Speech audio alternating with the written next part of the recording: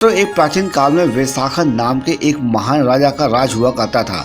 वे एक धर्मनिष्ठा एवं न्यायप्रिय राजा थे। उन्होंने अपना जीवन अपनी प्रजा की सेवा के लिए समर्पित कर दिया था।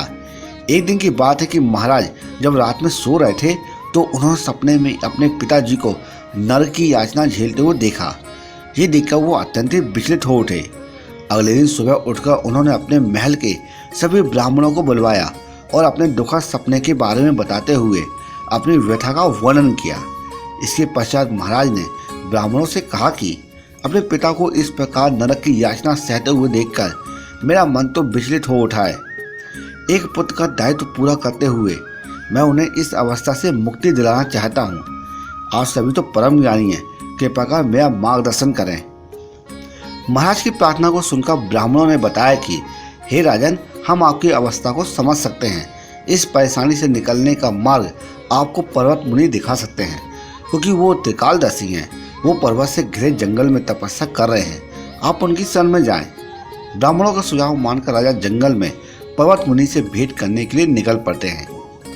आश्रम पहुंचकर राजा वैशाखन पर्वत मुनि को दंडवत प्रणाम करते हैं और ऋषि मुनि आशीर्वाद देते हुए उनके आने का कारण पूछते हैं।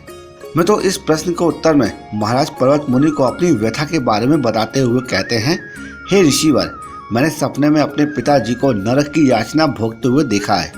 उन्हें मुक्ति दिलाना चाहता हूँ और इस बात से मैं अत्यंत दुखी हुआ हूँ। आप तो महान तपस्वी और त्रिकालदर्शी हैं। कृपा कर मेरी समस्या का समाधान करें और मेरे पिताजी को मुक्ति दिलाने का उपाय बताएं।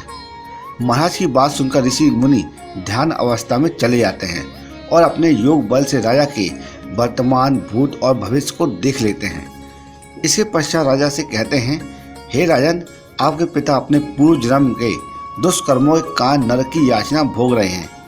ये सुनकर महाराज बोलते हैं, हे मुनिवर, इसका निवारण क्या है? मैं किस प्रकार अपने पिताजी को इन पाप कर्मों से मुक्ति दिला सकता हूँ? मैं तो पर्वत मुनि कहते हैं, माह के शुक्ल पक्ष में मोक्षदा एकादशी आती है। आप इस एकादशी को पूरी आस्था और निष्ठा पूर्वक पालन करें और इसके द्वारा अर्जित पुण्य फल अपने पिताजी को प्रदान कर दें। इससे आपके पिताजी को मुक्ति मिल जाएगी। महाराज ऋषि को प्रणाम कर वापस अपने महल में आ जाते हैं और उनका सुझाव मानकर पूरे विधि विधान से अपने परिवार के साथ मोक्षदा एकादशी के व्रत का पालन करते हैं। इससे अर्जित किया गया पुण्य फल वो जैसे ही अपने पिताजी को अर्पित करते हैं, उन्हें मोक्ष की प्राप्ति होती है और वो स्वर्गलोक जाते हैं और फिर राजा के सपने में आते हैं और उन्हें आशीर्वाद देते हुए कहते हैं, पुत्र, तुमने मुझे मुक्ति दिलाई है। तुम्हारा और तुम्हारे परिवार का कल्याण हो।